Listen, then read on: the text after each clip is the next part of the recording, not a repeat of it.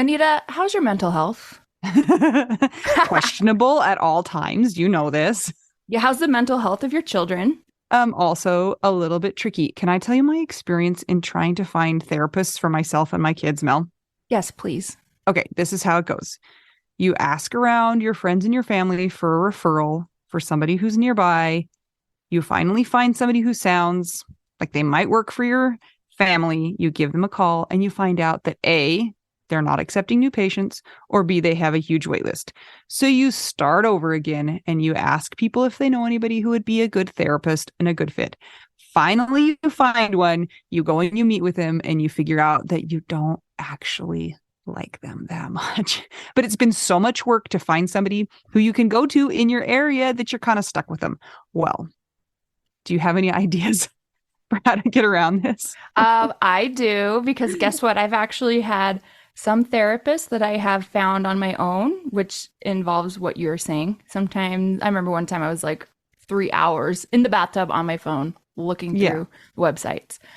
I was such a prune at the end. But I have also had the experience with working with BetterHelp. And it was like, I don't want to say too good to be true, but because it is true, but it's like amazing because I was matched with my therapist within 24 hours. And you didn't have to go through all of that other ridiculous process of trying to find somebody. And here's the cool thing too, is if that person didn't work out for you, you can just switch and say, and it's not like you're committing to another years long search for somebody who you're going to jive with. It's true. And I lucked out, or maybe just BetterHelp is really good at matching people together because I never had to change my therapist. I loved her. Perfect fit for me. And I know that some of our friends have used BetterHelp and they've had to change therapists, and boom, same day, you can change. Easy peasy. You can ghost your therapist. Get a new one. I love this idea. BetterHelp is one of our sponsors. If you use our promo code, trybetterhelp.com/WWDN, you get 10% off your first month. And we totally recommend it. Yes. Get some therapy. That's trybetterhelp.com/WWDN. Anita. It's been a minute, Mel. How are you? Shut up. I want to punch your face, your stupid face. Okay, for whoever has just started listening to this podcast, and this may be the first time you ever hear it, we're just kidding. We make jokes. We're not She can't punch me. I'm not in the same room. No, so. She's on Zoom. So Neener. Yeah. Yeah. We haven't had a chance to do a little check-in before episodes in a while just because of the death of your sister and some stuff I've been dealing with. And we are going to do that today. So stoked to hear what you're up to. Oh, man. And it's been, who even knows what's happened in the last month? Probably some things. I can tell you what happened last weekend because I remember it. You do? Yeah. Tell me. So last weekend, I had a gig at a Thai restaurant with my musician friends, and I'm playing, and all of a sudden I hear, Mel! And this huge group of people walks in, and it's all widowed people that had just gone to a widow conference. And I'm like, wait, I know you. Hi, Bryn. Hi, Sean. Wild. Hi, Lisa. Like, some of the people in the group have been our guests before, so that was so fun to see them. And so random. It was the most random thing because my musician friends that I was not playing with at the gig were coming to eat and listen to us at the gig. And then the widow conference just happened to be there and nearby. And then there were my widow friends. And I'm like, I feel like I know everybody. In this restaurant. Anyway, it was so fun.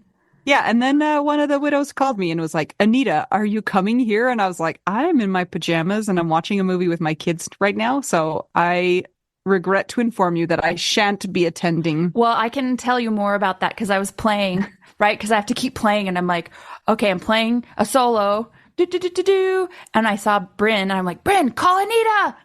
Call Anita. Can you see if she'll come? So that was my doing. Oh, well, it didn't work. Sorry. You did not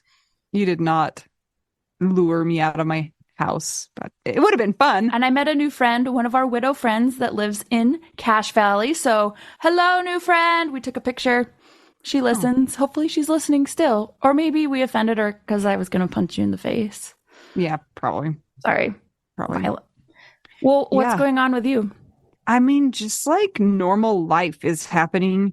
My son tried out for the volleyball team, which is super funny because I think my kids got Jason's hand-eye coordination and he was a swimmer.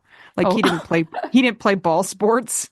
But I played volleyball in high school and he's like, "Mom, is it genetic?" And I was like, "We're gonna find out." oh boy. And the coach saw some potential in him, I guess. So he's on the volleyball team now. And it's funny. I don't know. I just have to keep my mouth shut a lot Just because I roll want to with say it. things. Yes. Yes. But I think it's funny because he's following after his mom, So wait, right? Anita, isn't this the same child that plays the tuba? Yes. There should be an Irish blessing that one of your children should play the tuba because it is so funny. I mean, it's just like, bwah, bwah, bwah, bwah, and it's just funny. It takes so much air just to make one note. So much. By the way, like when you write, for example, okay, side note. So I arrange for orchestra, right? Yeah. Whenever I have to write for tuba, it's like you have to plan for that, for them running out of air. And so sometimes it's like, guys, make sure that you're not actually killing off your low brass. They need more air. And so much spit too, Mel. Oh, ugh, ugh. Well, at the time of that this episode comes out, the Jazz Foundation that I started, we have a concert tonight, and this one's our locals concert, and we're having an improv clinic during the late afternoon, and then there's a concert. At the end of the concert, the kids get to come up and play a song, an improv. And I told my friend Mark, who's doing audio for us, that also plays tuba, that he should bring his tuba and come in solo, and he might. So would you like to bring Gosh. your son and they can do dueling tubas? Mel, close the door. I am unavailable right now. Close the door. Close the door. Close. Why are you ignoring me when I tell you to close the door? Please tell me that's tuba guy. No, it's not. It's not It's my- number 4. It's number 3, who has just started learning French, and he is pretty proficient, if I might say so. Oh. Not really. J'ai pété à sa pu. He just says, "Je suis un chat." Chat. It's like a cat. Yeah. Oh gosh. Okay, back to the tuba question, Mel. Do you know that I think that the worst form of torture is the junior high jazz band? I don't know how you do it, Mel. I don't. I just write for them and I email the parts. The end. Because when they solo, it's this like form of psychological warfare because the song can last anywhere from 2 to 37 minutes because however long their solos go is how long they go. And you just think, when will this end? And I feel terrible about it because I know it's so hard and so nerve-wracking to get up there and solo. And I'm just like, Yep. why? My friend who used to direct the jazz band at BYU Synthesis, which is like, they're really good. He got up at the beginning of a concert one time. And I remember him saying, "Okay, audience, if some of you have not been to a jazz concert before, here's what you need to know. When they get up and they start playing a solo separate from the band, that they're improving. And sometimes it sounds really good. And sometimes it sounds really bad. And it just is what it is. You never know what you're going to get. Go." Yeah. But I mean, really, at that level, they're really good. But yeah. And I'm assuming that you were listening to the B band. Both of them, Mel. Okay, well, I need to have a chat with them because I go do clinics with them. So this is a problem. It's not that they're doing bad solos. It's just that they go on forever. Oh, yeah. Welcome to jazz. Welcome. Well, because it's like they want all of the kids to get a chance to do it too. So it's like 30 solos per song. Well, that's what's going to happen at my event at the very end. But it's going to be at the end of the night of all the professionals playing. So we're going to cap it off with like, here's what it should sound like. This is not what it sounds like. We're going to go, oh, it's a wah, wah, whatever. Well, that's okay. Hopefully the parents see that their kids are having so much fun. Yes. And they'll wear earplugs on that tune. I don't know. Let's just play Candy Crush while it's going along. Here's one thing that I've noticed about being, gosh, what is it now? I got to count every time. I think it's going to be, I think it's 6.5 years of me being widowed. Is that? That sounds right. Okay. I've been exhausted the whole time, but I am able to do more, right, in the last few years. And I'm recognizing signs in my body that I remember recognizing when I was super, super dead and tired. My body's now letting me know really hardcore if I need to take a break. Mm-hmm. And so I learned that from widowhood and grief. I just thought that was fascinating. Have you noticed that? I'm in a weird place trying to figure out a lot of things about my body. If I'm just getting old, if I'm overtraining, if I'm not eating any vegetables. So I don't know that it's grief related or if it's just me being confused about everything. So I feel you though on the exhaustion. My 2 kids were up last night all night and I am so grumpy today. I'm just like, can I just sleep? Like would be really nice. And nobody can see what I'm seeing right now, which is number 3, like trying to do hand signals. He wants me to increase the screen limit on the Switch, and I keep telling him I'm not going to. Now he's jumping up and down. I don't know what's happening. Oh. Well, our beloved Holmes-Rahe index stress test or whatever. Yes. Yeah. I feel like it's even more valid. I just love it more and more every day that it's a thing. And I hate it that the trauma has caused me to have less energy, but it's real things, man. I know it's not made up. I'm actually a little bit kind of guiding some people through this with my sister dying, kind of this, like, of course you feel that way. You've been through a traumatic experience. Your feelings are valid. The feelings in your body are valid. Like, it's just so hard. We just try and push those away or say that we shouldn't be feeling that way. I'm stronger than that. I am, it's not affecting me like that. It shouldn't affect me like that. And it's just like, you don't really get to choose how it affects your body. So someone asked me the other day, they said, at this point out from Scott's death, where do you feel like you're at with your grief, with your emotions, and with your physical energy? And I said, I feel like with my grief, I'm in a good place. I mean, I was married to him for 2 years and I've been widowed longer than I even knew him. So I still will have things come up, from time to time. It's always when I say, I'm going to be fine. And then I don't, but they don't happen nearly as much as they did in the past. And I guess that ties into how my emotions are. I do still have like my fuse is short sometimes when I get stressed, and I used to have patience of steel and I just don't anymore. And then with the physical energy kind of tied into the emotional energy and stress, I think that's kind of here to stay for a while. And all you can do, at least all I can do, because I have some autoimmune stuff from it, is rest when I can rest, eat the most nutritious food possible, and just be smart. And it's hard. Like, I'm supposed to maintain this my whole life. Okay, cool.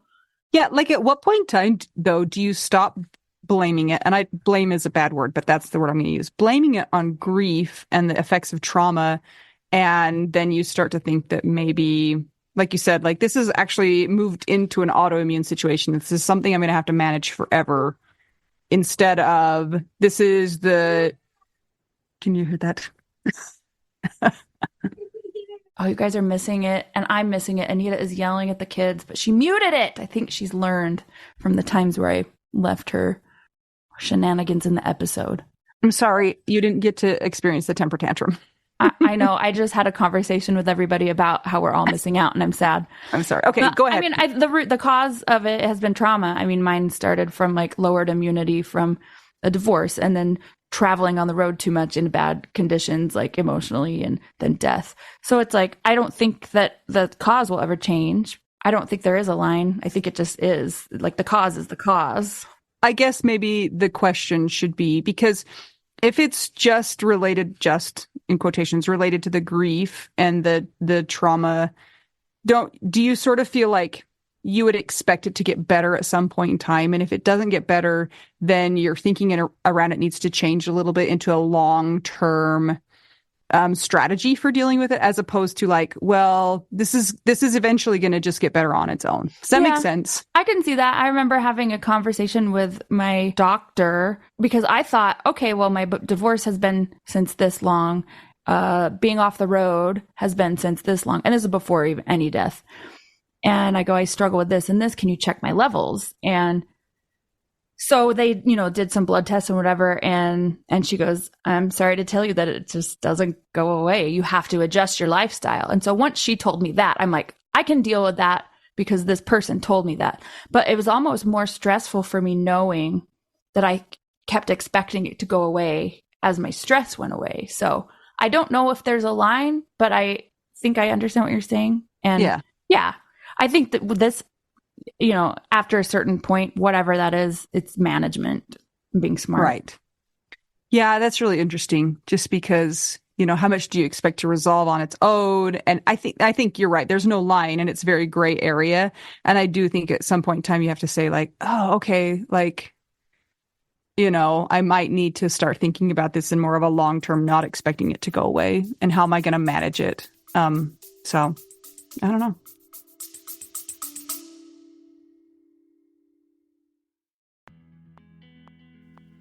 Sometimes we assume that unless we had a huge life insurance payout, we don't really need to know anything about investments or even finances.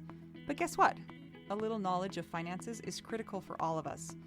Maybe your partner was in charge of that stuff, and now you find yourself making all the decisions. Maybe you're mad about that. Maybe I am. Nicole from the He's Gone But the Money's Not podcast is here to help. She tackles financial literacy by telling the stories of women and widows and finance experts and shares the lessons they've learned as certified financial planners. Whether you know a lot and feel confident in your financial decisions or feel unsure about all of that stuff, there is more to learn.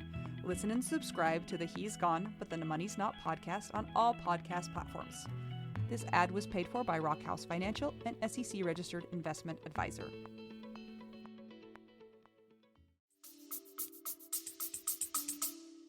But I will say, once the doctor told me I have to manage it and reframe it, I have had way less of the flare-ups since I had before. Because I just was like, no, this needs to go away. And now I'm like, oh, I can manage this. Rest.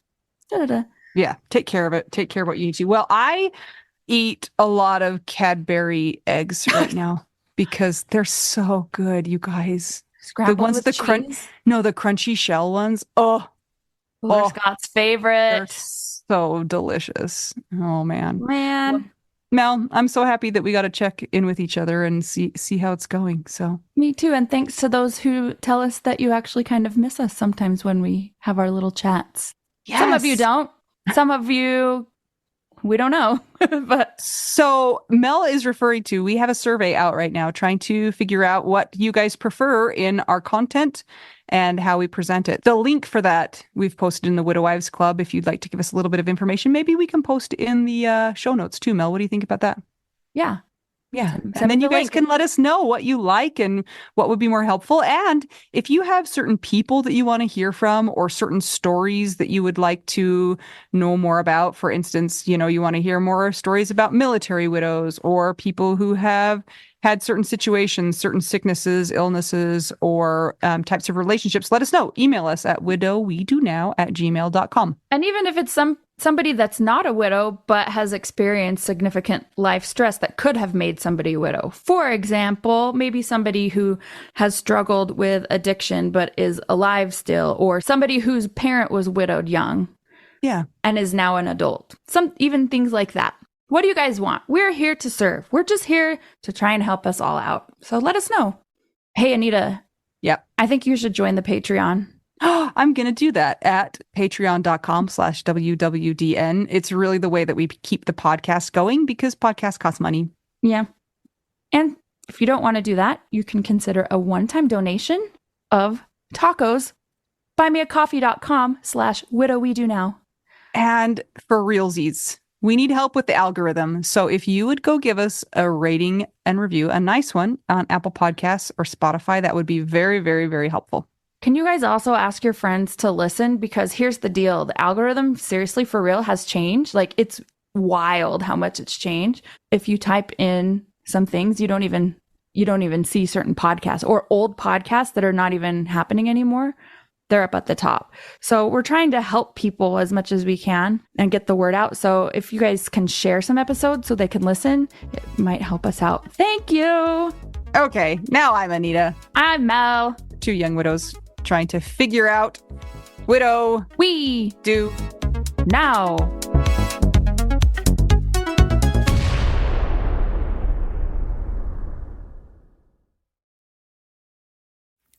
This episode contains discussions of substance abuse, suicide, and mental health issues. Please be advised. Well, everybody, poor Jen, who's our guest that you're about to meet, and Anita have just suffered through me trying on 5 pairs of blue light glasses. They were really great. You can tell that they're good moms. You're a mom, right? You've got to be a mom. Yes. I am, yeah. Because you really exhibited patience and kindness in that exchange. So I'm the problem here. And now we're about to talk to Jen and learn who she is, because I've not met you before. Anita, have you met Jen? This is the first time. So, hi, Great. Jen. Welcome to the podcast. Hi. What's your last name, by the way? Tell My us. last name is Vriend, which is, it sounds like friend, but it's with a V. Yeah, that one could be tricky. Yeah. You could be like Vriend, but I like Vriend's cool. It's a Vriend, cool name. yeah. Yeah, I liked when I saw it on our sheet coming up. It says Jenn Vriend, and I was hoping it rhymed with friend, because that's a good name. You've That's made me. all her dreams come true. Jen, where do you live? I live in Ottawa, in Canada. Even better. Another reason why you're so patient with me. Yes, yes. And we are getting warm weather now, so it's really nice. So I actually went for a run today, and there was snow on the ground, and I was wearing shorts and a tank top, so it was perfect. We have had what we call fall spring, and now we're back to winter. Oh, So we usually get about 4 fall springs before it's actually spring. we might have very had warmer weather than frustrating. you today then. Probably, 'cause it's pretty snowy today. Jen, you are a person who contains multitudes, so I don't even know where to start. But I think we should start with your widow story. Do you think, or should we start with your professional life? Maybe Which let's one? do that because that's faster. Okay. Let's do that then. Tell us about that. So I am a child and adolescent clinical psychologist, and I run a practice now. We actually started a clinic just before the pandemic. So I have my practice, and I see kids and teens, and I do some parenting work, and it's all sorts of different things. So therapy and assessments, and it's for depression, anxiety. It's assessments for things like ADHD, learning disorders, gifted status.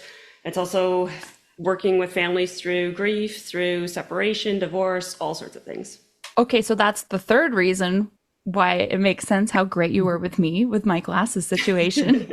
ADHD. Hey, that's a lot. That's a really beneficial skill set that a lot of people, I think, wish that they had. How long have you been a psychologist? So where I thought you were going is that's a lot of school, because that is true. I was in university for 11 years. Oh. So I didn't finish till I was around 30 when I finished. And so I think it's been about 12 years now that I've been practicing. Wow. So are you 42? Yes, my birthday's coming up. My birthday's this month, but I'm, 42. I have a question for you, Jen. Are you irritated about TikTok diagnosing of oneself? My daughter and I were having this conversation yesterday, and Yes. she was telling me about her diagnoses, and I was like, actually, you don't have that diagnosis. And she's like, I was like, I'm sorry, but watching a TikTok and diagnosing yourself with something is such a thing to do right now, and it's not a thing. Like you can't. Yeah. Oh. So it's fascinating. I would think there's two sides, and I'll probably say this about every question you have. There are two sides to it, right? So one course. is, yes, like people come in and they think, yeah, I watched a TikTok video and I have this diagnosis, and that sometimes is difficult to work through. But also sometimes it's helpful. Some of these kids that are coming in and they've educated themselves and they're learning about it and they're figuring it out and they're questioning it. And to be honest, sometimes as psychologists, we're moving through stuff and we're really focused on one thing and we don't think about some of these other things. So not great to come in and say, I have this diagnosis, but sometimes to say, hey, I'm really wondering about this, especially some of the Yeah. teens that I see that are, like they're very inquisitive and very thoughtful people. And they're kind of like, like, I'm just curious about this. And so the self-diagnosis, no, never a good idea. Also for medical issues, like I would not do that either. Not good. And it's very easy to say, oh, I have this, this, and this, right? So that's where it gets problematic. And too quickly, people are saying that I have a diagnosis when they don't. But Yeah. in some ways, I think it can, just kind of introduce the idea. And I think it's actually helping in some ways with destigmatizing some of the diagnoses that are out there, like autism, for example. Like, I think that's one that's been really interesting to see. So, yeah. Yeah. It's funny because I was just like, well, you might be exhibiting some of those symptoms, but there's diagnostic criteria. So you have to like go through the actual process before you can call yourself all of these things. And she was like, Yes. you're so mean. Yes. Like, Yeah. And some people are very defensive about these diagnoses too. And they're like, well, don't say that you have OCD if you don't have OCD. Like, you really need to understand it. that's Yeah. one of them. So I didn't know if I should ask this until later, but I'm going to ask it right now because you just said the two words. So I was diagnosed with autism and ADHD, and I know that that's been a more common recurrence. And and audience, don't worry, we're going to get to Jen's story as well too. But I feel like a lot of parents and even non-parents deal with these things. I was told when I was going through all of the diagnostic tests, I guess, that PTSD, ADHD, and autism can all overlap with some of the how they present themselves. What is your experience with that? Can you tell us about that? Because a lot of people are like, well, I'm ADHD, but maybe they're just traumatized. I think that's a really interesting question. And so I work with kids, so it's a little bit different. Because they not always, sometimes they've been through a lot when I see them, but often they don't have as much trauma as maybe some of the adults, some of you, like yourself, have been through, right? And it's actually been really interesting for me because I exhibit a lot of ADHD symptoms now, which I never did when I was younger. And I think the big piece is, were those symptoms there, especially for autism and ADHD? There needs to be some presence of those symptoms when you were younger. And for me, none of those symptoms were present until some of the trauma that I went through. And now they're very present, but I think it's that traumatized brain that you're talking about. So I really see those as two separate things. It doesn't mean that you don't have it, right? But I'm sure whenever you were going through the assessments and stuff, they were looking at the past history and looking at what you were like as a child as well, right? Mm-hmm. I hope. Yeah. Yes. Yeah, that's one thing that I've been kind of observing, just with like the TikTok or Instagram kind of diagnoses, or people that have accounts about it and all that stuff, is okay. So you say that TikTok or whatever gets you to a psychologist, you get diagnosed. So then what? I think it's easy for people just to talk about it and say like, well, this is why I'm just this way. So like, leave me alone. You can't say anything. But what do we do with that information? So say your kid's been diagnosed. It's like, do you notice that where they might, especially maybe with a traumatized kid who's maybe been through the death of a parent or abuse or something, how have they worked with those things in addition to having like an actual name? So I think that like the big piece behind diagnosing and the reason we diagnose is not just to throw a label out there, but more about the treatment. And I know like for some, and I think this is a bigger thing in the States than in Canada, but it happens here as well. But sometimes you need a diagnosis in order to get the treatment. And so it's sort of like, okay, here's the treatment. And for me, I work in private practice, and a lot of it is the diagnosis is important for helping people understand what's going on. And so sometimes that's the parents, sometimes that's teachers, it's other people involved. But for me, the bigger piece is, how is this interfering with your life? And then how do we help with that piece? Because that's really what we need, is this is interfering. If you have, whatever the diagnosis is, if it's interfering, then how do we help you with this part? We just went down a rabbit hole that was kind of what it's classic it's classic ADHD. We started talking off about glasses, and now we're into Jen's job, and now we don't even know her rest of her story. But you know what? It's a great segue. Hard stop, left turn, go. So I'm wondering, because we happen to know that you're a widow like us. You were a psychologist before you were a widow, yes or no? Two things. One is I am like a kind of widow, and this is part of my What? story is No. What does that mean? I don't totally fit the widow category, and this is my problem. I don't fit in anywhere. We don't believe in that. No, Wait. no. We're black and white with this situation. Tell us more. Oh It's my 'cause gosh. she's saying to herself she doesn't meet the diagnostic criteria that she found on TikTok of a widow. Well, Anita and I, luckily, right now, this minute, have just started our own modality of diagnosing widowhood. So Oh go. my goodness. Oh Tell my us your goodness. symptoms. Let's talk about your history and your backstory. We're going to diagnose you, maybe like a clinician would. So let's Okay. start with your childhood and move into adulthood. Okay, I'll try and do that part quickly. So yes, childhood. I'm one of 5 kids, and I was quite socially anxious when I was growing up.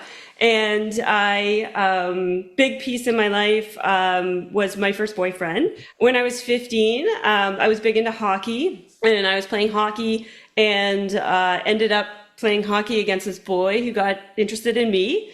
And so that became my first relationship. So that was my first boyfriend. And his name was Phil, and Phil and I dated on and off throughout high school. And when I was heading off to university, it was sort of like, okay, like change in direction. And I really cared about Phil. We were best friends, but I said, I can no longer do the relationship thing. I actually came home for Thanksgiving weekend, my first year at university, and Phil came and visited, and we did our usual stuff. Went for a run, went for a swim. He tried to kiss me, and it was one of those like moments where it was just like, like I told you, this is not happening. This is not working. I really care about you, want to be friends, but we're not there. And then Phil was leaving, and my mom was very like, oh, don't worry. I played varsity hockey, and she's like, don't worry, we'll bring you to Jen's hockey games. And so Phil left, and that was the last time I ever saw Phil. So I was 19 at the time, Phil was 19, and I got a call the next day.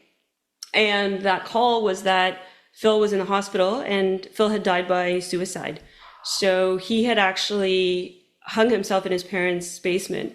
And so I found out about this, and that was like a pivotal moment in my life. And at that time, I was like, I'd never been depressed, never really understood depression. And I was very like, if somebody said they were sad or upset, I was like, well, go for a run or go play hockey or go, go get exercise. You'll feel better. And it was very fascinating for me because that was my first real kind of experience with like pain. And I was just so close to him. And it was very like, I was there for all the wakes, and I was involved. Like I sat with the parents at the funeral. I was there when they said their last goodbye. So it was like such a huge part of who I am now and my life. And it's just integrated into everything about me. So that was early on. I met the person who became my husband a year later, met him at university. So I was only 20 at the time. And so his name was Jesse. And so I met Jesse. He was awesome. Like he was a mental health, well, he was in nursing at the time, but he was just one of those people that everyone loved. Everyone liked him. When we were dating, I remember everyone saying to me like, oh, everyone needs a Jesse. Like he's that person. He's there for you. He's comforting. He was so empathetic. And I think like having been through everything I was going through, like he was just the right person for me at that time. So we dated throughout university, and then I actually I applied for a position at Brown University. So I moved to the States for a year. Jesse and I moved together, and we lived in Rhode Island. And that was an interesting experience. That was a lot to try to figure out, like work visas and all that. But at that point in our life, we were like in our early mid-20s, and it was just kind of like, great idea. Like, let's move to a different country. Let's work. Let's see how it goes. And Jesse was great at just kind of organizing everything and figuring it all out. And we had some difficult experiences. We had our bike stolen, and then we had our bike stolen again. And then my car was stolen. No. And I was kind of like, what is happening? Why are we living here? But we met the most amazing people. Like I'm still friends with some of the people I met. We were there for 14 months, and it was an amazing experience for us.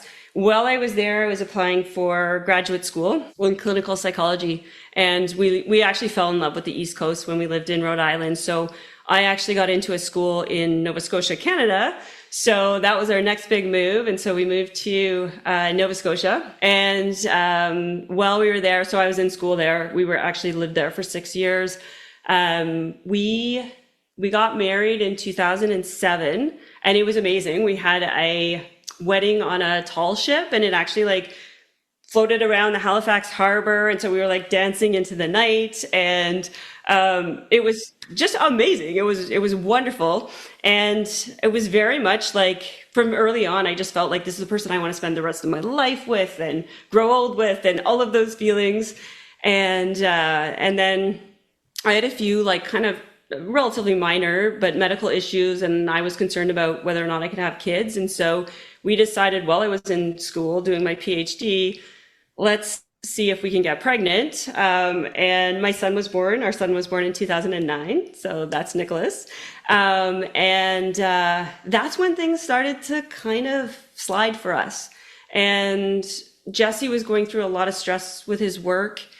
He was having some challenges. So he was in mental health nursing at that point. He did forensic mental health. So he saw really, really sick people. And he was very good at, like, he was really big, obviously, on patient confidentiality. And so we had a young child. I'm doing my PhD. He's working in a difficult job. And he wasn't telling me a lot about what was going on because there was patient confidentiality. And I think he didn't want to worry me. And it was just, our relationship started to kind of, we started to have some difficulties at that point. And he actually ended up developing PTSD. So there was different things, like he was attacked by a patient. He also worked with patients that had psychotic episodes. And there was one in particular that did some horrific things. And Jesse was so empathetic and so caring, and he would just like kind of give himself up for these other people. So that's when I think he developed PTSD, and I was kind of like, I knew about it and I knew he was on antidepressants, and he also had a back injury because a patient had attacked him, and all this is going on while we have this infant, and I'm in school and we're trying to manage all these things. And I think I was very much of the mind, well, things are going to get better. Like, yeah, it's okay. Like, things are tough right now, but they'll get better. They'll get better. And so towards the end of our program, you apply all over North America, like Canada and the States, for residencies, and you get placed. You interview, and then you get placed. And so I actually got matched at the hospital in Ottawa, which was great for me. My family was here. Jesse's family wasn't too far, so we moved back. And again, I was very like, okay, things are going to get better. We're closer to family. This is good. And so we moved to Ottawa in 2011, I believe. And so I started work there. I started my residency, and Jesse was working, but he struggled. Like, he really was struggling to work. He was having difficulty working full time. I think he was drinking, and I think it just slowly over time was escalating. And so again, I was kind of like, it's okay. Like, things are still going to get better. And then in 2012, I was done school finally. So 11 years of university later, Oof. I finished school, and our final, like, to get registered in our province, you actually have to do a year of supervised practice. And that kind of often leads into your career. And I got a wonderful placement. And I very much remember this because it was like this movie moment. I got off the phone. Jesse knew that I got the position I wanted, and he kind of picked me up and spun me around. And Nicholas, our son, was there. And it was just this exciting, like, okay, finally, we've got through all the hard times. Now things will get better. We made it. Yes, we made it, and things are going to get better. And so things were still a struggle. And so finally I had like my real job, right? And I'm working and trying to start my private practice. And then in 2015, my mom was diagnosed with cancer, and she had cancer about 10 years prior. So this was her second diagnosis. And by the time they found it, it was all over her body. They said she might have 3 years to live, but she only lived for a year. And this is when all of a sudden, like, my mom was my best friend. She was just the support person. And I was one of 5 kids. So she was there for all of us. And she was someone that she would bend over backwards for a complete stranger. She was just an amazing human being. And it was so hard watching this happen to her and try to be a support for her. Jesse was still struggling, and he was suffering from depression, and he was drinking a lot, and he still had the symptoms of PTSD and all of these things. And that's where I really started to realize it was hard for him to be there for me, because all of a sudden, this is the first time where I really felt I needed someone in a very long time, and I needed a partner, and I needed that person there for me. And I think he wanted to be there for me and couldn't. And he did the best he could, but our relationship was struggling. And then my mom passed away. She actually died on my son's 7th birthday. So she died on February 9th, 2016. Oh. And and our relationship was already, my relationship with Jesse was so fragile by that point. And my mom and I actually stayed up on New Year's Eve. And I remember her saying, like, I'm worried about him always being dependent on you and you always having to kind of be the strong one. And I think she didn't say it, but I think she was also thinking, like, what about when I'm not here and you don't even have that other person to help? And so after she died, it was a very, like, I remember having in my head, like, I can't make any big decisions that first year after someone dies. And so I'm not going to do anything. But we had already been talking about separation and what that might look like and all of those things. And then the summer of 2017, and I know I'm probably skipping a lot, but feel free to ask me any questions after. Summer of 2017, it was August, and I often use the gym as sort of my coping mechanism. So I put our son to bed and I said goodbye to Jesse, and he kind of looked at me funny and he said, goodbye, Jennifer. And whenever you use the word Jennifer, like the name Jennifer, I'm always a Jen, and it was very, like, it was usually, you're in trouble. And I just remember being like, okay, I'm not going there. I was seeing a therapist that was trying to help me work through this at that point. And so I went to the gym, and I got to the gym and I had this text, and the text said, goodbye, you spectacular asshole, which is totally not the kind of person Jesse was, totally not who he was, but who he was becoming. And I remember sitting in the parking lot. The gym is like 2 minutes from my house. And I sat there and I was trying to set boundaries, and I was trying to figure out what's right and what's wrong. And I texted a couple friends and I'm like, what do I do with this? And everybody was like, go home, like, go find out what's going on. And so I did. I went home, went through the house, couldn't find Jesse, but I did know our son was sleeping upstairs.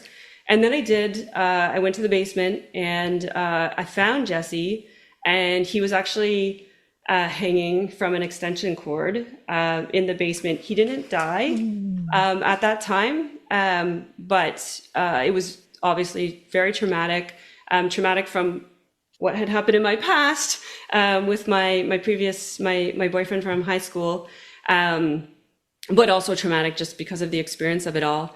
And so I called 911, and the police came and they took Jesse. His parents lived a few hours away. They came right away. Jesse went. They took him into the hospital, and that's when. So this is where I'm saying I'm not really a widow. But that's, in my mind, that's when I became a widow, because everything I knew about Jesse, the person I knew, the person I married, the person, that I had the wedding with on the tall ship, the person I had a child with, and the person that I experienced all of the good stuff with was gone. And we separated right after that. And it was pretty soon after that we moved in. He moved into an apartment close by, and I went through 3 years of what I call absolute hell. Like, he was angry, he was mad, and it's so, like, the contrast is so difficult. And what I don't want to do is make him to be this horrible, awful person, because he was this beautiful, loving, caring, kind person. And then I think a lot of it was the alcohol use. But it turned him into a completely different person. And I was not dealing with the person that I had married.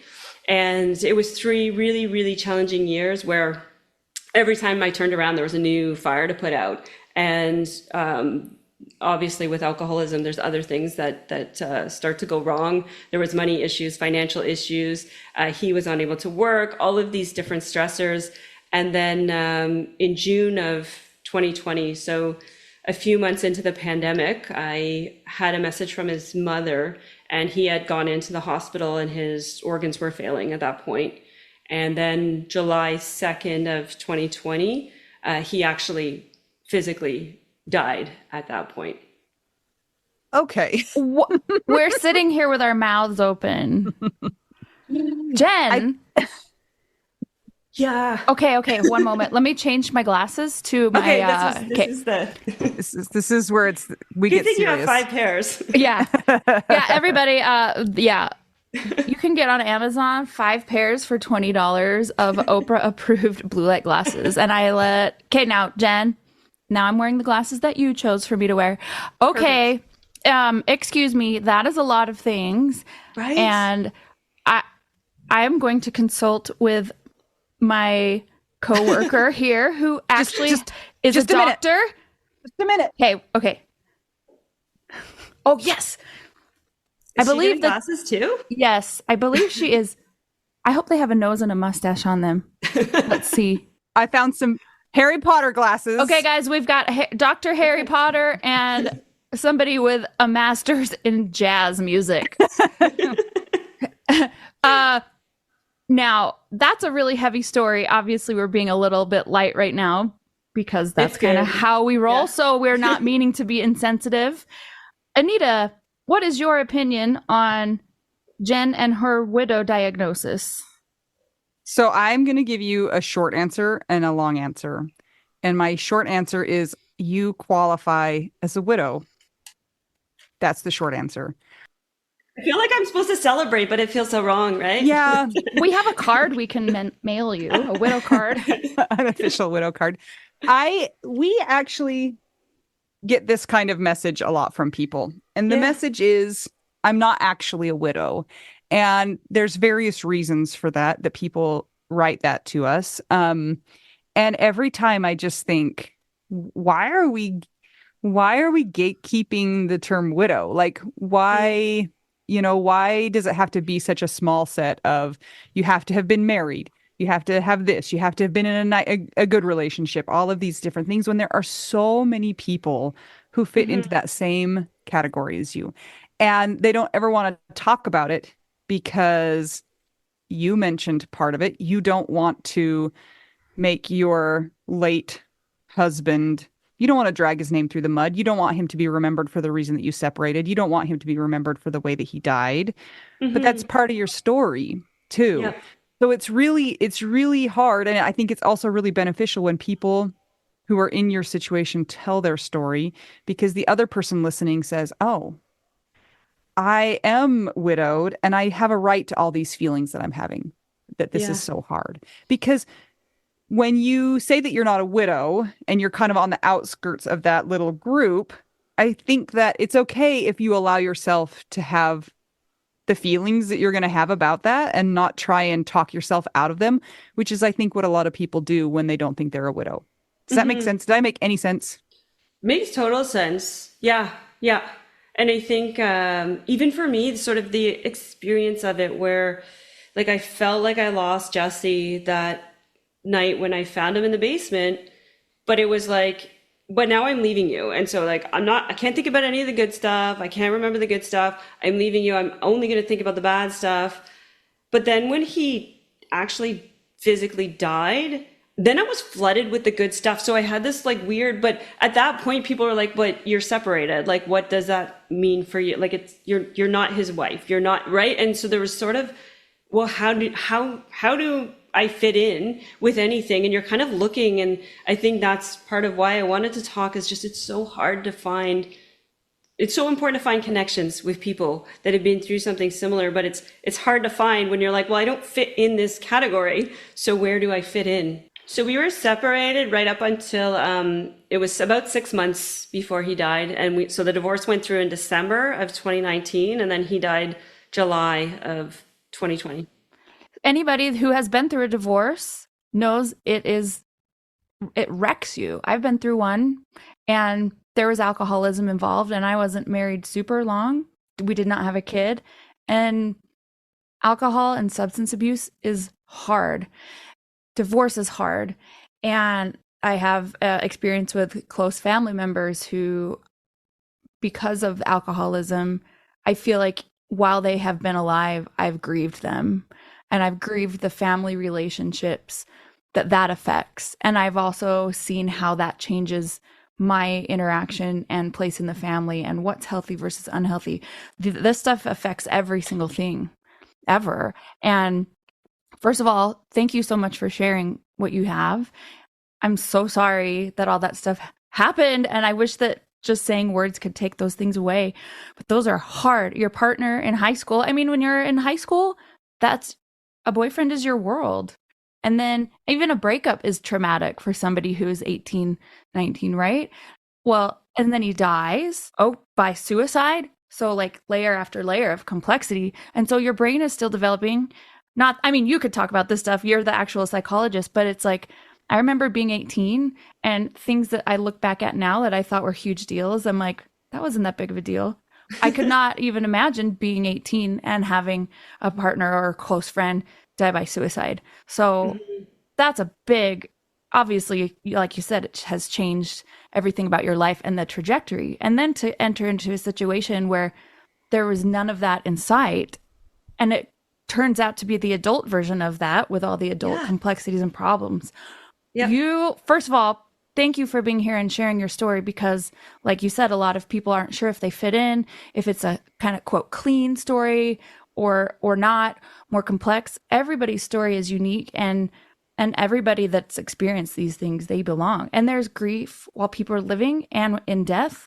And maybe if he didn't have alcoholism or certain issues, and, you know, maybe if the circumstances weren't what they were, you would still be together. He would be alive and you wouldn't be here talking to us, which is unfortunate because now you wouldn't know about these glasses. Like you're going to go on Amazon after this.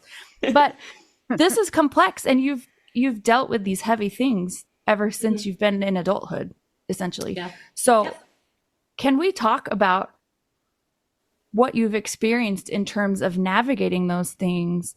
Can we talk about things that also you wish you had at the time?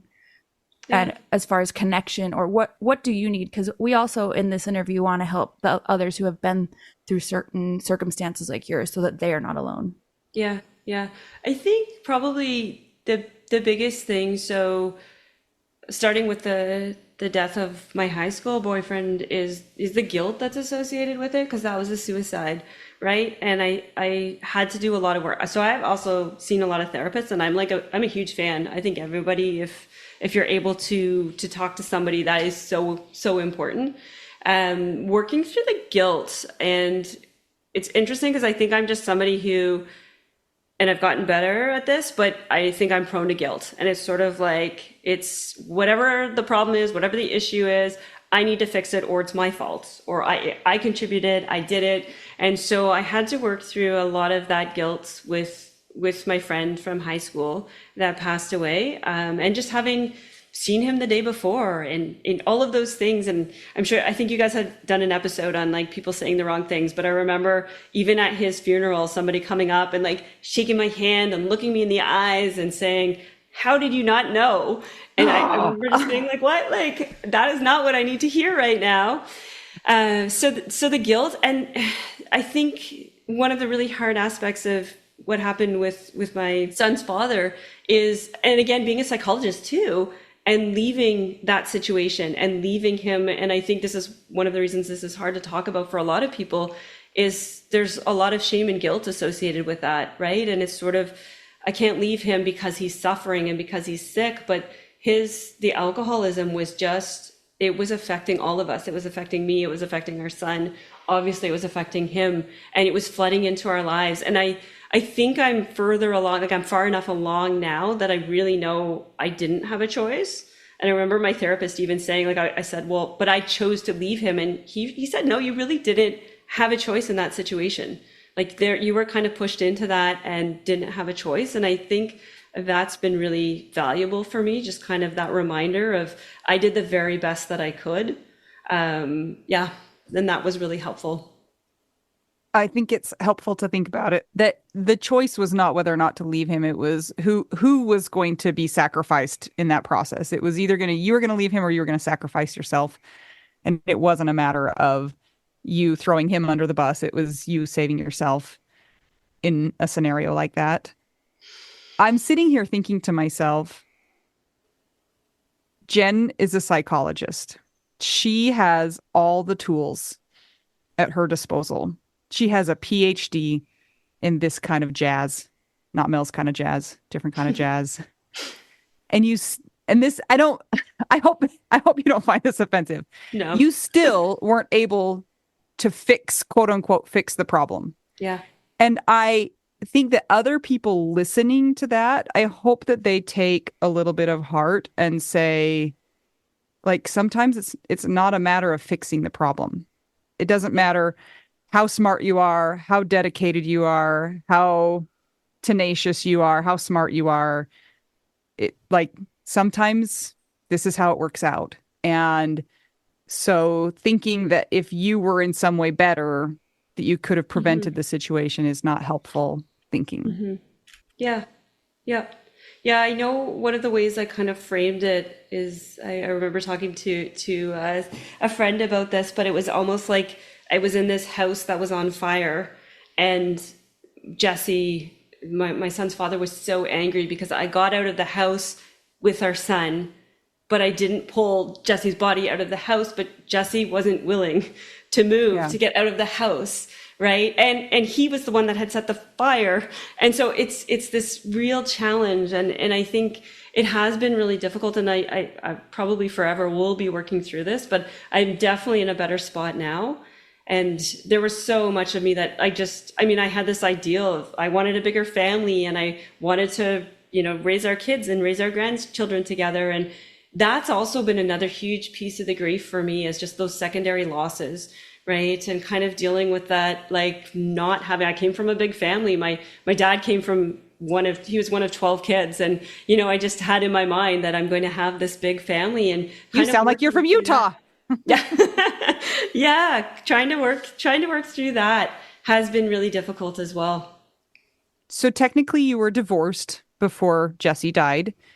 Did you run into people who did put you in another category that refused to give you any sort of deference as a widowed person? Were people mean to you? Were they unkind? I think the biggest challenge was probably Jesse's family. And I want to say rightly so, but I don't know if that's appropriate to say. But Jesse, it's very common with addictions where there was so much blame put on me, right? There's not a lot of accountability. So it was like, instead of blaming the alcoholism for the issue, which is kind of my go-to now, I was to blame. And I took on a lot of that blame. Like I felt it was all my fault for ending the marriage. And I really did. I think I took on way too much of that. But in my mind, it was easier than to try to deal with the other side of things. He was very, very, I think he was very angry at me at the end. And so I wasn't, it was very interesting because I wrote the obituary because of how he died. I believe that his parents weren't sure if they were going to do an obituary. It was also COVID, so they didn't want to have a funeral. So I wrote the obituary with his sister, but I wasn't actually in it. So it was so strange, right? Our son's in it, but I'm not in it. And that was a little bit of my own doing, and also just how I felt Jesse felt about me at that point. I wasn't there for the interment, when he was buried, which also was really hard because they wanted my son there and not me. And I really was, I think it's important to kind of respect what they want, but there's also a piece of me so then that closure, that piece of it, I didn't get to be a part of. And that was something that was important to me. He was so well liked. So it was also fascinating because the hospital he worked at in Nova Scotia actually flew a flag half-mast for him and to represent him, which was really cool. And then the hospital he worked at in Ottawa actually had what was the closest thing to a funeral that he had. And so I did get to be a part of that, which was really nice. But it's hard. It's hard to kind of manage those different pieces and kind of respecting what different people want, but also trying to acknowledge what are my needs in all of this, and my son's needs too. What do I need to be there for him and be a part of for him as well? That's so complex because there's no black and white answer. There's no, this is the right way to do it. And because your marriage had ended, it's kind of like who reverts, who owns him now, who has ownership of him. And it's not an easy question. And even when people are happily married, the in-laws, that's a whole thing to navigate as well. So it's just a really complicated situation that you found yourself in. Yeah. It's also important to talk about how obviously people aren't just drinking usually for fun, like they're filling a hole. Yeah. And so there can often be underlying mental illness. Did he have that diagnosed? So I think, and that's where it's in hindsight, it kind of like, oh, like this makes more sense now, but when you're in it, you're really lost in the midst of it all. But I think he had a PTSD diagnosis, which I think dates back to around close to when it might have been a little bit before our son was born, but it was sort of that time frame. And I think I wasn't as available because I had a newborn and just everything that goes along with that. And I think that's close to around the time where he started to really have some challenges. And then with that, there was, everything kind of came off of that. There was depression, there was anxiety, there was OCD, there was a number of different diagnoses that he had. And I think he was very much trying to do it, like he didn't want to bother me. He didn't want to like add to everything I had on my plate. So I think he was really trying to cope with it on his own. And then I know he had an issue with his back too. He was injured. And so there may or may not have been pain medication. And I think it kind of slowly started from there, but it wasn't like all of a sudden you wake up and you're like, oh, this person has an issue with alcohol. It was just this kind of slow over time. It got worse and worse and worse. Mm-hmm. That makes sense. So while you were talking, I wanted to just do a little quick Google. I have not in-depthly, I have not researched this in depth. This is just kind of one of the first few articles it pulled up, and it's from the Journal of Studies on Alcohol and Drugs, because I was curious on how alcoholism affects divorce rate, because I've also had a therapist who she was married to somebody that struggled with alcoholism, and they ended up getting a divorce. And I think the same kind of time frame, like 6 months to a year or something. And then he died by suicide. And so this is not uncommon, unfortunately. This study was published in 2014. So it's 10 years old. I'm sure there's been more done if we do more research, but this says researchers from the University of Michigan found that nearly half of more than 17,000 study participants with a history of alcoholism got a divorce at some point, while only 30% of the participants who were not affected by alcohol problems got a divorce. So 50%, at least according to this study with these people in this area, right? And that brings me to another question that I wanted to ask you, because I think probably at this point in at least my life, I mean, I'm in my 40s. So are you. So is Anita. Our people that listen are anywhere from their 20s to, however old, 150. Get it.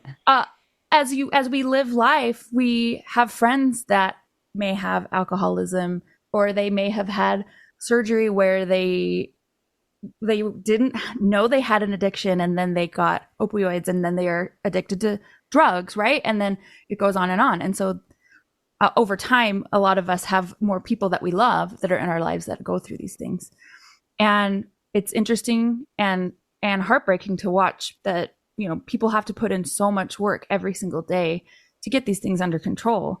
And some people aren't able to, and then they may end in, dying by suicide or, or liver failure or something like that. Here's my question, because I'm also, and I'm sure you guys are too, there are the surviving family members of people who have had those hardships, those specific types of hardships. And I notice there's I don't know if this is societal, but it's almost like the spouse that's dealt with this, with their spouse that had alcoholism and things like that, abuse, the family surrounding them, maybe like extended family, or if they're older, their adult children or teenage children, whatever. It's almost like people put on them, well, you are supposed to stay with them their whole lives and just caretake. And why? Like, because this is something that is a big problem. And why does it just fall to the surviving spouse in this case to have blame. I don't know if there's like really an answer for that, but I wondered if we could discuss that a little bit, because I have some friends going through a divorce. I know some people that have, we talk with our widow friends all the time with some of these complexities. And it's just like, what the hell? Can we talk about this? Yeah. And I think I think that's why it's important to talk about it, right? And so, yeah, like even coming to talk about it today, there's a piece of me that's like, well, I don't want to badmouth this person who I loved and cared about and who is the father of my child. But I'm still left dealing with all the pain and all the sadness, and there's shame and there's guilt and all of those feelings, right? And I think it's so important to be able to actually talk about these things and know that you do the very best that you can. And that's all that you can do, right? And I think for me, when I look back, I had to get out of that relationship. There was no way I could have stayed in that. I was already losing myself. I was becoming depressed. It's such a vicious disease. And for me, it is helpful for me to say that it was the disease. And even when I talk to my son now about his dad, because it's very unfortunate, because my son doesn't have a lot of good memories. He was 11 when his dad died, and he remembers like awful, like his dad passing out, and my son calling me, and I have to go pick him up, and awful things. And it's tragic, because he was a beautiful human being, and then this disease took over. And staying with him, like it's different than a lot of other diseases, right? Because he became so angry and so irritable, and it affected my mental health, and it affected his kids' mental health. And it was, like I say, it's so vicious the way it attacks everybody around it, right? So I'm curious, you mentioned your son, and you're a child psychologist. And I think all of us who are parents wish we were child psychologists when we're trying to guide our kids through this grief. Did you feel just as at a loss as all of us, even though you should know what to do, quote unquote? Was it easy? Is it easy because you're like, oh, this is Nope. what I do for a job? Not easy at all, as I'm sure you guessed. Yeah, like I actually I journal a lot, and I remember, like I have a journal that, like, I remember journaling the night I had to, first of all, we were pretty sure it was coming pretty quickly. And so I remember telling my son that it looked like his dad was probably going to die fairly soon. And then I remember actually when I found out he died, and I remember actually it was late at night, and I remember crawling in bed with him and telling him that his dad had died. And in the journal I write, like, I don't know how to do this. I'm a child psychologist. I have no idea. How do you tell your child that their parent has passed away? So I think in some ways, like, I had some ideas, I had some thoughts. I also had like people to reach out to, because the other thing was, I remember a big question in my mind was whether or not my son should go see his dad. So again, it was COVID, and he hadn't seen his dad for a few months. And and the way that his dad was in the hospital, he was really sick. And I was worried about, is that going to be bad if that's the only memory he has? And I did talk to a few of my friends who work in grief counseling, and it was really helpful. He did end up going in to see his dad, but a lot of those, like, I think that was probably the most helpful part, is I had people I could talk to that were able to help me walk through that situation, but I couldn't think straight. It's like you're too close to the situation, and your brain stops working, and you're like, I could tell somebody else to do that, but I couldn't tell myself to do that. I'm much better at that. Oh, I think maybe we should just all swap kids. Yeah. I think that might be the right idea. Just nobody give any of them to me. They'll come back to you much worse and amped up on sugar. I have two questions. One for somebody who maybe is still or currently in a relationship like you had been in. Maybe some advice that you could give them, or even just empathy. The other part is, some people, especially most of the people that listen to this, are people who've been, widowed or are adjacent to that. Obviously, alcohol can be a coping mechanism for some people. And with grief, a lot of people find themselves maybe drinking more than they normally would, or maybe they are into alcoholism at this point. Who knows? But I'm wondering if you could speak to both of those different people? First of all, my heart goes out to anybody that's in that situation because it was so difficult and so hard. I was really committed to this idea of we're going to make this work, and our relationship, like we kind of how always we get married to someone and we plan on spending the rest of our lives with them. And so in my mind, I didn't think I would ever be or could ever be someone that ended their marriage with separation, and especially with it being my kind of decision. So first of all, yeah, my heart goes out. I think one of the things that I sort of lost for myself in the midst of all that was self-compassion, and that's something I'm really working on now, is just being kind and being gentle with myself. The other thing that I think is really common to happen when you're in a relationship with somebody with addictions is you push down your feelings and your emotions and you just kind of dismiss them. And I'm just learning to do this again, where I'm actually starting to recognize my emotions are okay, and all of the emotions are human emotions, and it's okay to feel these different things and have these different needs and be able to express them. And I think, again, it's just so often whatever you're going through just kind of gets squashed because there's so much chaos in your life. And I think that part is really important. It's really hard to do in the midst of it all. So I think that's kind of like the second step. But I would say the first step is just really working on being kind to yourself. I got to a point where my self-esteem was like so low, and I was not being kind to myself. I got to a point where I don't know if I hated myself, but I was headed in that direction. And then it's really hard to live your life when you don't have that self-compassion. Obviously, you are not struggling with alcoholism yourself, but many of our widows may turn to that for a coping mechanism. And it maybe that it's manageable, maybe it gets out of control. Could you speak to them?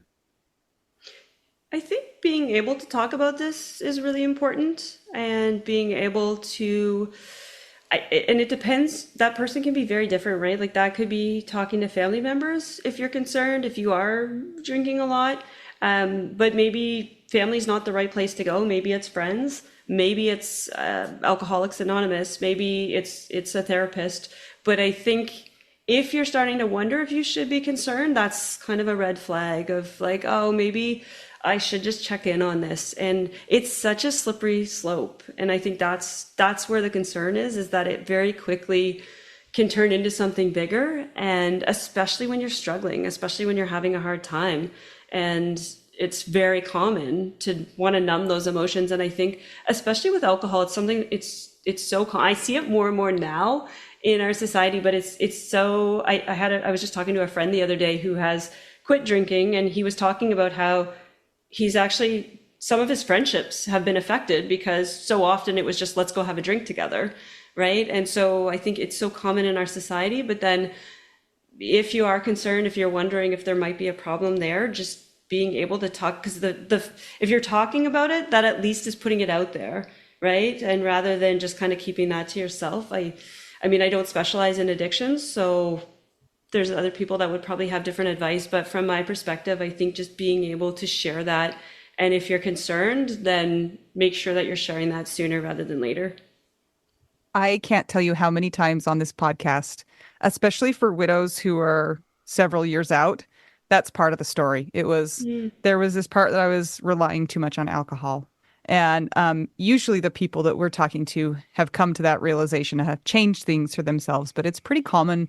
It's pretty common part of the story, I feel like, for widows. And I don't know. It's so painful, right? And it's such hard pain to manage and to cope with and to deal with. And I mean, often when you're a widow, you're doing so much of it alone too, right? It's hard. So with your son, what things do you think that you have done well to help him cope? And what things have you sucked at?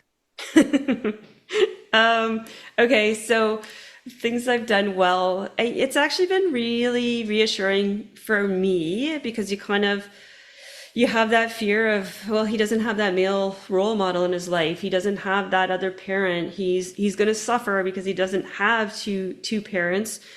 But it's actually really, a lot of the research does show that as long as they have that one consistent person, and it doesn't even necessarily have to be a parent. But I keep going back to that when my anxiety kind of kicks in and I worry. But just, he knows, we actually have I think we have a really wonderful relationship. He knows that I'm like his rock. I'm the stability, and I've always been that for him. And we have a great relationship as a result. So I also, early on, I did have him talking to someone like a social worker. We did attend a grief group. The grief group is interesting. So I think he was probably about 12 when we attended a grief group. He didn't say a word. He didn't want to. That was totally okay. The person running the group was fantastic.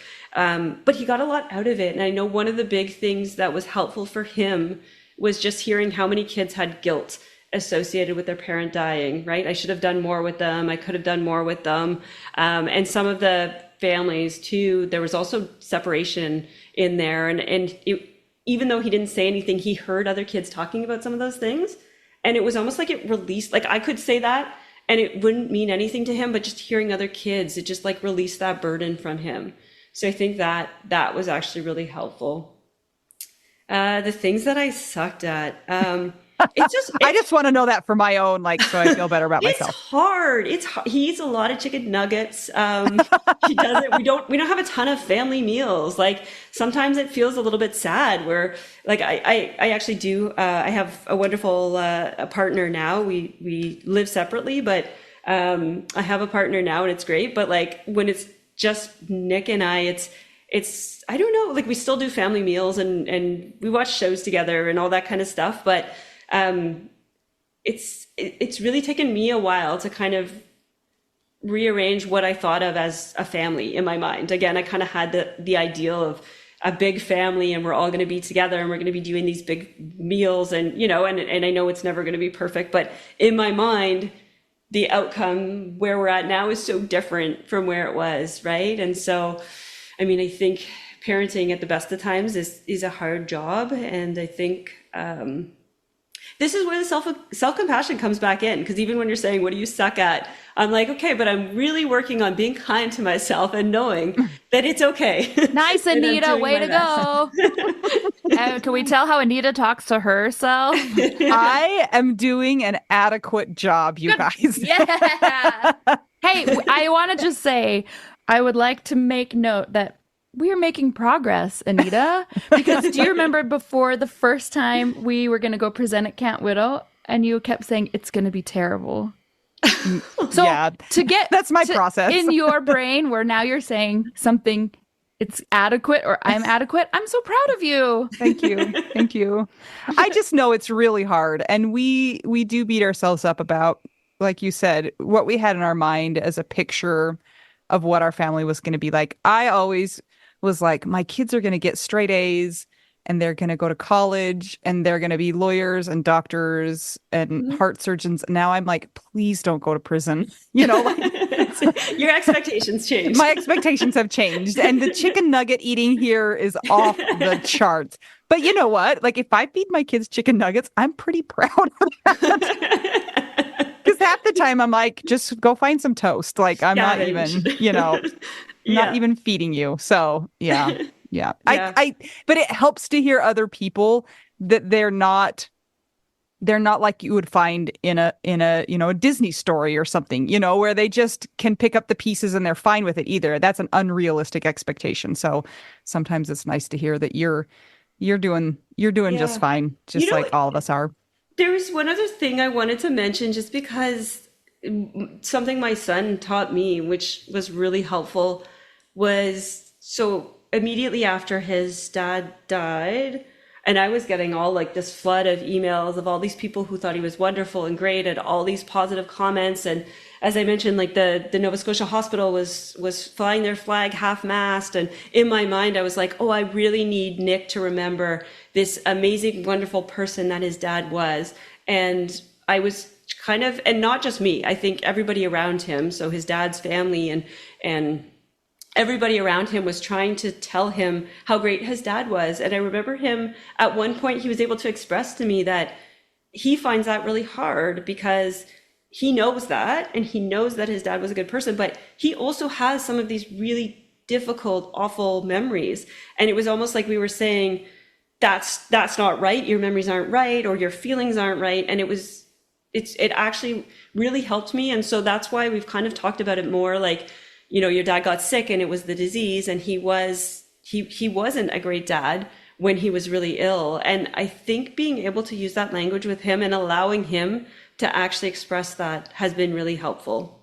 Yeah, that's a whole nother issue, because when somebody dies, we try to just remember the good. And there's this real internal tension with, how much of the bad do I share with them and also not vilify them, but portray them realistically. And I think that everybody has that, no matter what their story is, this hard time figuring out how to portray them as they really were, and not just the sunshine and roses part, them as a real human, but also not delving too much into that. It's like, have you ever heard people say, what should I do with my journals where I write like the hard stuff? Do I want to leave that for people, or do I just, it's like, I don't know. I don't know the answer to that either. It's a hard question. Yeah, but I think it's also just kind of recognizing, like, we all are flawed, right? Humans. And that's been helpful for me. Like, all humans are flawed. I know, like, by no means am I perfect. And when I look back and I'm like, well, I should have done this and I should have done that. And it's just that reminder of, but we're human, right? And there's good things and there's bad things. And I think having like just that paradox of the good and the bad is actually really helpful and important. And I was really glad that my son was able to say that too, and be able to talk about that. And for me, it's been a helpful way. And it's not, by no means am I saying, yeah, your dad was awful and terrible.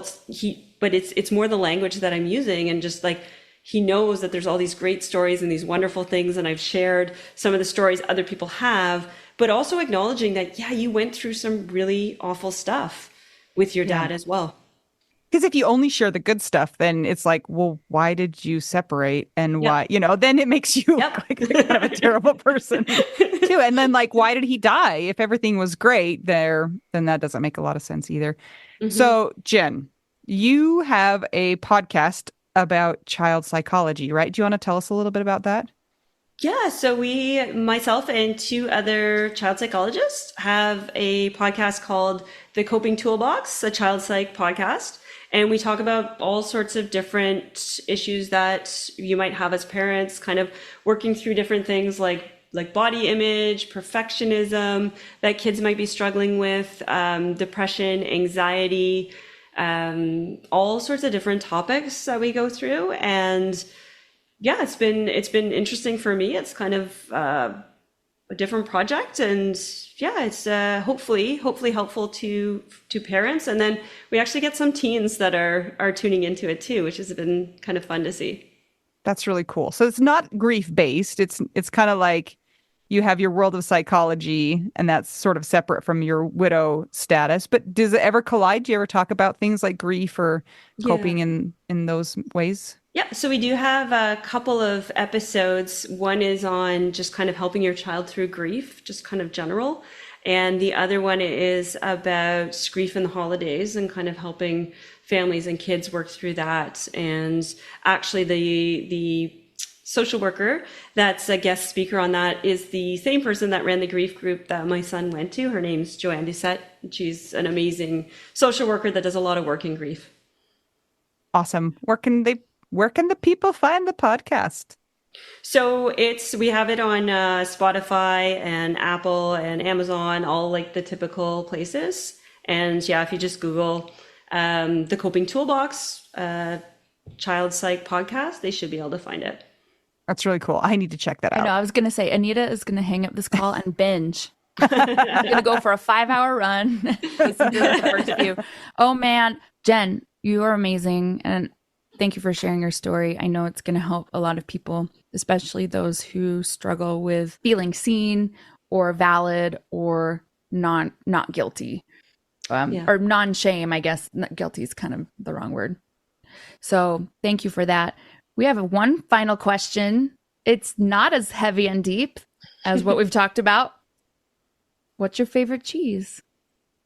So I knew this was coming because I have listened to your podcast.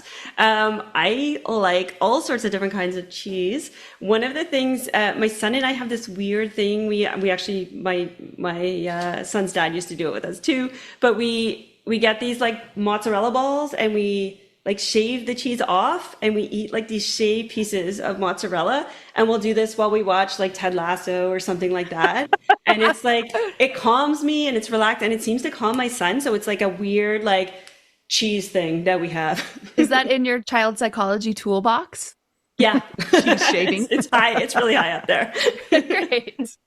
That's funny, but like family traditions and things like that, even when they're silly, they really do pull you together. And like you say it to the outside world and they're like, excuse me, what? And you're like, no, it's a really good thing for us. So, exactly. I love it.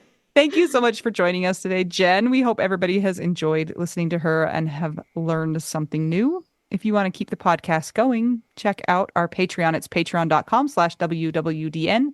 If you'd like to buy us tacos, go to buymeacoffee.com/whatdowedonnow.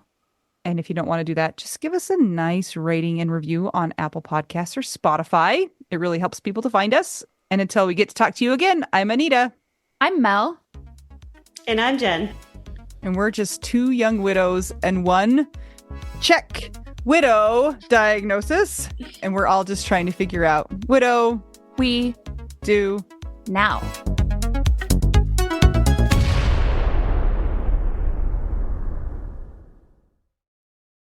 This is my favorite thing to discuss with you.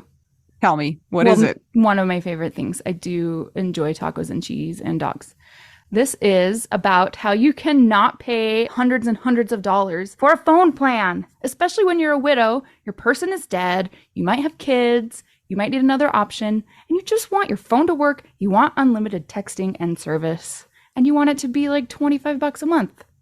It blows my mind that they have plans that start at $15 a month. That is so cheap. And the cool thing is it uses other 5G networks, and so you don't have to pay extra for that, and you still get great service. Yep, Anita and I have traveled all over, and I have used my phone. So I highly recommend it, and my mom's even on it. When my dad died, we put his phone down to the cheapest plan, which is $15 a month. And I think my mom's on the $20 a month plan, and it's so worth it. It's so much cheaper than what we were all paying before. So I highly recommend it if you're on a budget or not.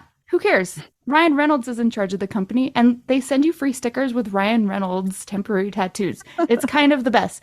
So if somebody wants to sign up, what can they do, Anita? Go to trymintmobile.com/WWDN. Seriously, you guys, such a great idea. Save yourself some money. And if you're worried about losing data or having any changes with your phone, not going to happen. They walk you through it. Everything's fine. It's the easiest process of all time. Again, that's trymintmobile.com/WWDN.